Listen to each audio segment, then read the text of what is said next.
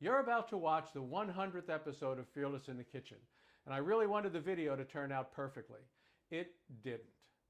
However, I can't do it again. I said at the very beginning when I started all this stuff there'd be no retakes, and the only editing I would do is to trim off the ends and stuff to shorten the video a little bit.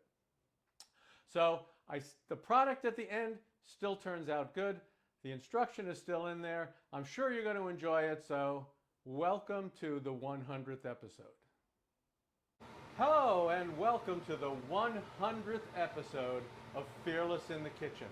And to celebrate that, today I'm going to make some braised chicken drumstick and ravioli in Brodo. So we're going to start by braising the chicken. I'm going to put a little bit of olive oil in the bottom of this pan, and I'm going to salt the drumsticks. Okay, let's put a little salt on them. So, and I'll just stick them right in here. So I'm going to sear these with, I've got a 1/4 cup of fennel, a nice big sprig of sage, and this is a rough chopped shallot. Put that in there. So there's a kind of a story behind this dish, and honestly what it does is it kind of epitomizes the idea of Fearless in the Kitchen. One day Donna hands me 2 drumsticks and says, "This is tonight's dinner, make something happen."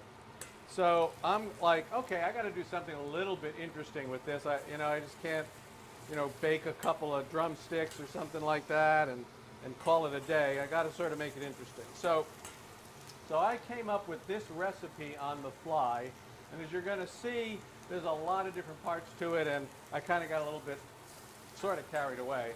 But in either case, it is something that's kind of turned out only almost into like a signature dish for me.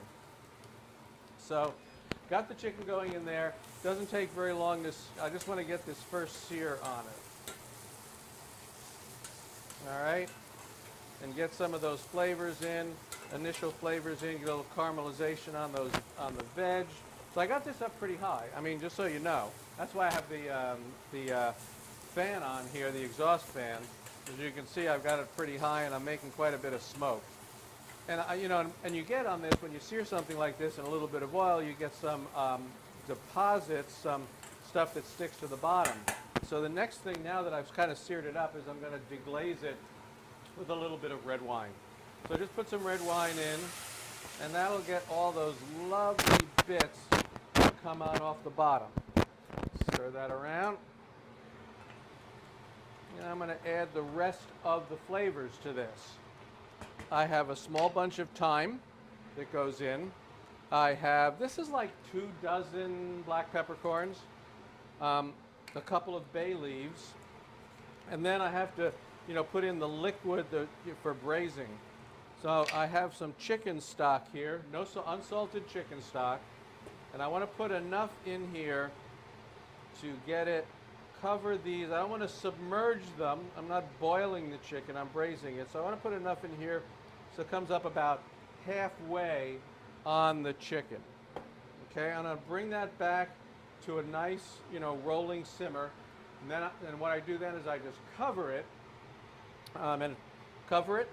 I'm going to stick it in a 300-degree oven until the chicken is tender. That's going to take about an hour. We're going to take a break, and then we're going to come back to make the ravioli that goes along with this. So I'll see you in a little bit. Okay, so we're back to make the ravioli that goes with this, but there is something else I need to get started too while I'm here. I've got the chicken skin. I told you that I removed the skin, and I was going to save it for later. Well, now is later. I'm going to put a little salt and a little pepper on this, and we're going to sort of make crispy chicken skin to go with this. So I'm going to, like I said, a little salt and pepper, and then I put it in this cold pan here with a little weight on top to keep it flat, and then I just turn it on to about medium heat, and we'll just kind of keep our eye on this as it's going. So put that on here. All right, now let's go over to this side and work on the ravioli. So what I've got here is, this is about 4 tablespoons of ricotta in a bowl. And I have about a tablespoon of Romano cheese grated. And then I have some nutmeg, and I'm just going to grate a little nutmeg on this. And you know, it's kind of like not something you can measure, because you really don't want to put too much. So you just kind of get your little grater out, and you just grate a little bit of fresh nutmeg on that. And then here I've got some truffle butter, and sauteing in the truffle butter was a little bit of sage. So I got a nice flavor on that. And what I do is I just take this nicely sage truffle butter, and I just put it right in to get those flavors also into my stuffing. I'm going to mix that up. Okay. Now I'm going to give it a little bit of a taste. I just want to make sure I don't need any salt. No. It's got the other stuff in there. I will put a little pepper in. And then I will stuff the ravioli. So here I got some pasta dough that I made. If you want to see how I make the pasta dough, just go to episode number 46. I'm not going to take the time to show you here. And so I've got the stuffing, filling for that, and I'm going to divide it into 4. So I'm going to make 4 ravioli to put in with this chicken drumstick and Brodo. And this is divided up like that. More here. This one's a little light. Put a little more there. More here.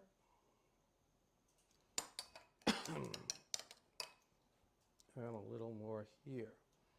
Okay, so I got that. I'm going to take it. So I got the 4 pieces. I got another thing. I'll take a length of this dough. It's about the same length, about like so. Put it over the top. The first thing I'm going to do is actually put a little bit of water around where I put the filling. So I want to be able to seal this. That, and like this. And I'm going to lay this down. I want to get as much air out of this as possible, so I lay it down over the top. I'm trying to form these, and we'll try to get as much air out of them as possible, because we don't want them to, if you get a lot of air, if you get air in a ravioli and then you boil it, sometimes the ravioli will explode on you. So put this here, and like so. So I'm sort of initially sealing it. So I just take these rings, I got rings. I want to make a nice round ravioli. I want to make sure I give enough room around to seal it. So that looks maybe a little bit bigger. Nope, I was right the first time. This is good. So I'm going to cut it like this. And we'll just do all 4 of them. Trying to make sure I keep the filling part in the center.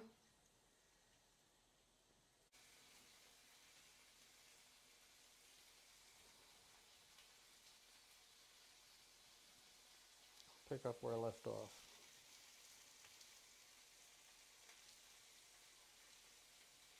Okay, so now the ravioli are finished. I can go to the other side. I can check how my skin is doing.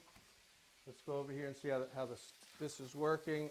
See, it's rendering out the fat. It's starting to get nice and small. And what's going to happen, I'm going to just render out all the fat here, and then I'm going to take this off to the side. When it cools, it'll get crunchy, and I can chop it up. So I'm going to take a break, and then we're going to finish it later. All right, so it's a few minutes later now, and I've finished making these all crispy. You can see they're really reduced down. They're nice and brown. They're nice and stiff and crispy. They've cooled a little bit. And so what I'm going to do now is I'll just cut them up like this, and you will see at the end what I do with them. But for now, we're just going to chop these ends up, make them little crispy bits, and we're going to save them for later. So we'll be back and pull everything together. All right, so the chicken's done. let's see if we can pull this puppy together. I got boiling water, salted water here. First thing I'm going to do is I'm just going to put the ravioli in here. It's fresh pasta, only take a couple minutes. And then I've got my beautiful braised chicken legs right here and a couple of warm bowls. All right. So let's put one of them there. Put the other one here. All right, so I got the chicken in the warm bowls. We're not going to waste this braising liquid. That becomes the base of the brodo. So I'm going to strain that into here to get all of the bits out. And that's not enough, so I have some additional hot chicken stock here to make enough to put in those bowls. All right, ravioli's just about done. And I'm going to do a taste test here of this. Need salt? Yeah. Joey's got a taste, right? Yeah, we always buy unsalted stocks and broths. Or make unsalted. Or make unsalted ones, so yeah. The ravioli has come to the top. Okay, so that indicates that they are done. So I'm going to take those out. And we put 2 in each bowl, like so. 2 in the other bowl.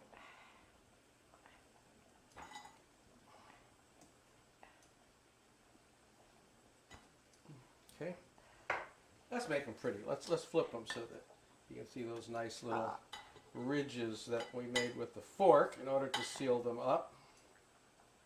Okay, there. Let's do another taste test. Use a clean spoon. Okay, this little pepper. Actually, the pepper's pretty good. A little more salt. Turn this off. We're almost here. We're almost there, folks. Coming down to the line. Yep. I will get here. I got a lot of little garnishes over here. Oh yeah, they're coming. So first we're going to put some brodo in each bowl.